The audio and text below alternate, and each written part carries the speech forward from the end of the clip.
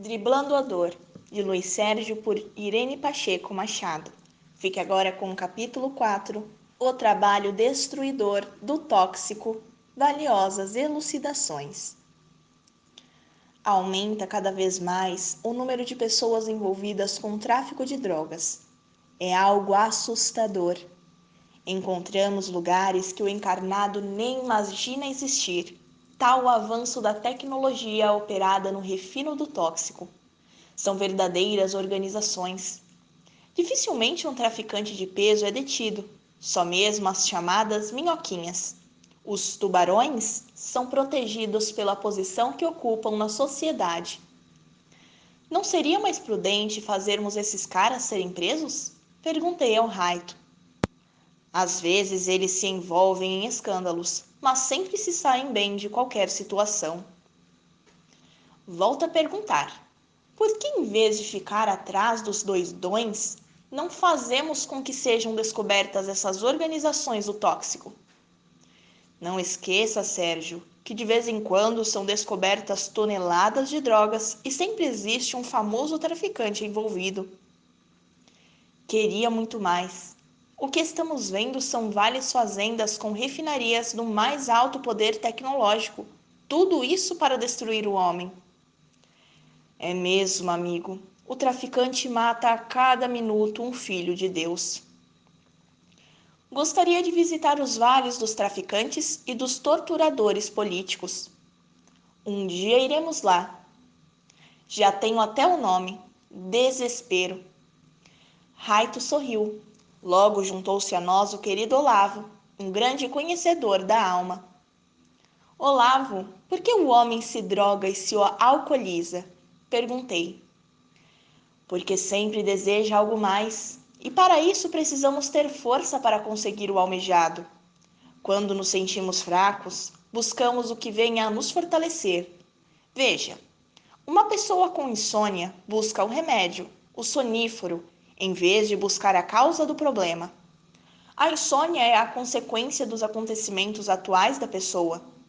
Até para dormir, temos de nos exercitar, ou melhor, prepararmos-nos. Não se leva a preocupação para o leito, e sim o corpo, que precisa descansar. O viciado busca droga, porque deseja algo e não consegue através de uma libertação, aliás, uma liberação consciente. Isto é natural, sem excitantes. Se a criança desde pequena fosse educada para enfrentar qualquer situação, correria pouco ou nenhum risco. O aumento do número de drogados ocorre simplesmente porque o ser que está chegando à Terra é recebido erradamente e criado de maneira ainda mais errada. Explique, por favor, falou Lilian.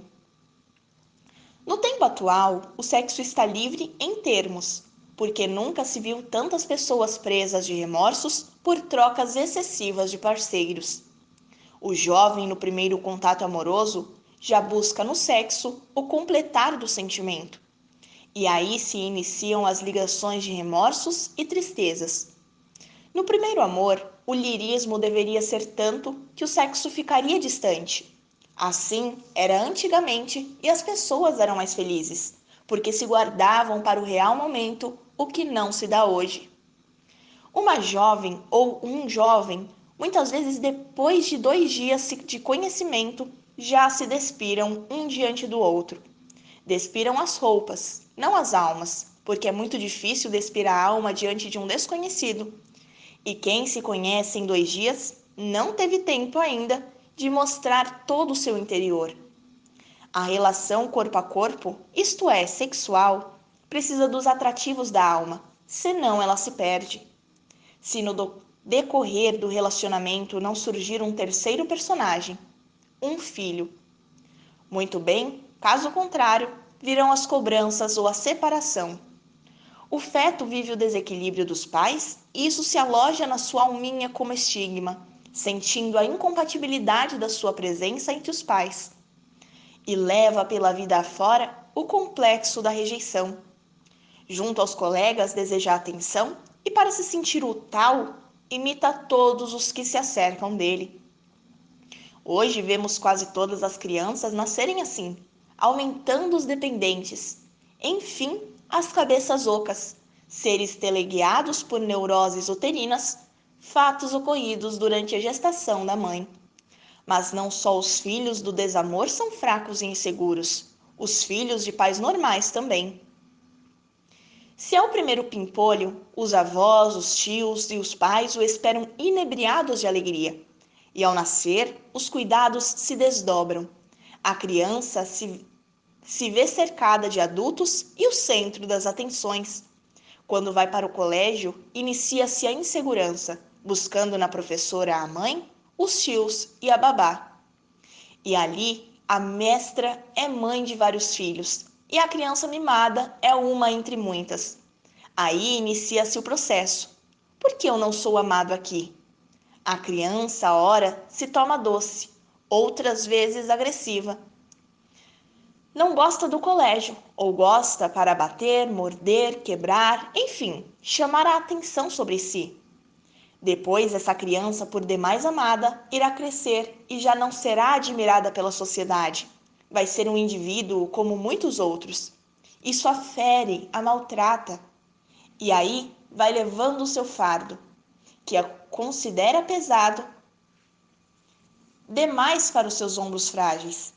Toma-se difícil em casa, na escola, enfim, uma criança desagradável. Meu Deus, disse Karina. Então não tem jeito. Carinha estraga e indiferença também? Todos nós passamos 9 meses numa bolha fluídica no ventre de uma mulher, alimentados e guardados por ela. O útero é um coração, onde o homem inicia a sua viagem reencarnatória. No seu interior, começa o seu contato com a sociedade. Ali, ele é protegido pela mãe e pelos encarregados da reencarnação. Portanto, quando a criança nasce, agarra-se às pessoas, sentindo-se desamparada. Necessita de carinho e do aconchego ao corpo da mãe e das pessoas que a cercam. Com o passar dos meses e anos, a criança vai iniciando a sua vida, a tudo observando, principalmente os gritos do adulto. Aí o sacrifício dos pais, deixando para trás tudo o que pode alterar a mente do filho. Discussões inúteis, mentiras inocentes, mudanças de humor, ora brincando com a criança para logo zangar se ele deseja continuar. Lembre-se de que ela, a criança, está ociosa. A mente não se preocupa com a conta do telefone, as prestações da casa, com coisa alguma, enfim. Ela só deseja ser amada. Infelizmente, os pais julgam que naquele corpo infantil a alma é retardada. E assim, tomam atitudes que julgam que a criança não compreende e esta vai fazendo na mente uma colcha de retalhos, só das atitudes dos adultos. Atitudes essas descabidas. Dizem para ela não fazer algo e fazem coisas piores. A criança sofre em silêncio e toma atitudes violentas. Os pais proíbem e às vezes negligenciam fatos mais graves. Onde está o equilíbrio? A criança brinca e, quando adulta, procura na caixa de recordações os seus momentos já vividos, deparando-se com proibições, excessos e mimos. Sua mente infantil trabalha milhões de vezes no mesmo ponto. Por que eles são assim? Para se tomar algo da criança, deve-se tentar substituir por algo que ela deseja, ou então explicar por que ela não pode quebrar um vaso de cristal, por exemplo. Contarei aqui uma história ocorrida em meu lar. Tinha uma das minhas filhas 4 anos. Ela adorava um vaso de cristal lindíssimo, que minha esposa ganhara de uma amiga. O vaso era valiosíssimo. Ao menor descuido da minha mulher, minha filha era encontrada tentando pegar o vaso. Todos corriam para salvá-lo. Um dia encontrava-me em casa quando ocorreu o fato e não deixei ninguém ir ao seu encontro. Ela, um pouco desconfiada, olhava se alguém iria interrompê-la. Lendo me encontrava e lendo fiquei. Minha esposa observava atônita e meus outros filhos desesperados, mas escondidos como eu havia pedido. Nisso a garota subiu na cadeira para pegar o vaso. Levantei-me, acerquei-me dela, dizendo: Queridinha, deixe o papai ajudá-la. É tão lindo este vaso que também tenho vontade de segurá-lo. Ela parou perguntando: Vai me deixar tocá-lo? Sim, creio que a minha princesa já está ficando grande e sabe que devemos tomar cuidado com os nossos objetos e também com os das outras pessoas. Este vaso não pertence à minha criança, pertence à mamãe, que o adora. Se a mamãe for até o seu quartinho e pegar a Greta, a sua boneca de estimação, e jogá-la no chão, quebrando-lhe a cabeça, a minha filhinha vai chorar de saudade. O mesmo vai ocorrer com a mamãe. O seu belo vaso, se segurado sem cuidado, poderá cair no chão e partir-se em vários pedaços. Ela me olhou assustada. Eu lhe entreguei, com dor no coração, o belo vaso de cristal da Bulgária. Protegeu-o com o próprio corpo, abraçando-o bem forte, dizendo: Papai, ele é lindo, não é? Mas a Greta é mais linda ainda. Não quero que a mamãe a deixe cair. Por isso, pegue o vaso da mamãe, senão eu poderei quebrá-lo. Entregou-me o vaso, respirei aliviado. Correu para seu quarto e lá ficou, brincando de porta fechada. Quando minha mulher foi chamá-la para o lanche, ela respondeu lá de dentro. Não entre, mamãe. Logo estarei aí fora. A Greta está dormindo e ninguém pode acordá-la. Já vou sair do quarto. Assim fez, e ao passar pelo vaso nem o olhou. Era algo que não desejava mais possuir. Tomara conhecimento que não lhe pertencia. Essa filha foi a minha cobaia, e graças a isso, tornamo-nos grandes amigos. Certa vez, contou-me que ao analisar o vaso, ficou feliz. A sua boneca era mais bonita do que o vaso da sua mãe. E quando era tentada a tocá-lo, sempre se recordava da minha voz. Cada pessoa possui um objeto de estimação. Como nós não queremos que ninguém nos furte o objeto, não devemos também tirar do próximo. Quem educa uma criança deve passar a observá-la. Assim não perderá tempo no futuro em querer analisá-la. O que ela vai ser amanhã está hoje visível no seu olhar e nas suas atitudes. Criança sem amor e indisciplinada, criança infeliz. É certo darmos encargos à criança? Sim, ela é um ser apto, portanto, ensiná-la a trabalhar é uma bênção, mas não esquecendo que ali está um corpo em desenvolvimento. Defecar, urinar nos recipientes próprios, alimentar-se, escolher os alimentos, tudo isso é trabalho para a mente infantil e a leva a ter reações cujo comportamento os pais devem observar. É por esses pequenos fatos que as crianças, ao se acercarem de companheiros, os imitam? Sim, a criança e o jovem, quando se iniciam em turmas, se bem orientados, passam por elas sem se macular, mas outros se afundam na loucura juvenil das agressões, destruições e tóxicos. Hoje o jovem está encontrando tudo com muita facilidade. Tem uma vida privilegiada. Com 12 anos já dirige veículos e frequenta as famosas festas de embalo. As crianças e os jovens estão envelhecendo prematuramente. Desde cedo já vivem em festinhas. Com o passar dos anos, tudo é rotina, não houve descoberta. Levados pelo cotidiano, buscam algo que os leve a viver situações diferentes. A droga é um alucinógeno repleto de surpresas. Se o drogado tivesse uma reação idêntica, todos os dias ele se cansaria do tóxico. Mas não, ela ao chegar ao organismo faz com que o dependente sinta aquilo que busca, por isso aumentam as doses dia após dia. O homem, ao se drogar, espera atingir uma satisfação que não encontra em seu estado normal. Olavo, por que ocorre este fato? Perguntei. Vou aqui falar do cérebro espiritual, como se processa a entrada do tóxico no organismo humano, como reage o cérebro, enfim, todo o corpo físico e espiritual. A região frontal do cérebro, responsável pela formação do juízo e ondas de retomo, governa todas as manifestações nervosas, centro de força mental. O diencéfalo, dentro de força coronário, fixa conhecimentos, virtudes morais, compreensão. Aqui se encontra a consciência de cada indivíduo, é a sede do espírito. Ele supervisiona, aliás, os demais centros de força e lhes transmite os impulsos vindos do espírito.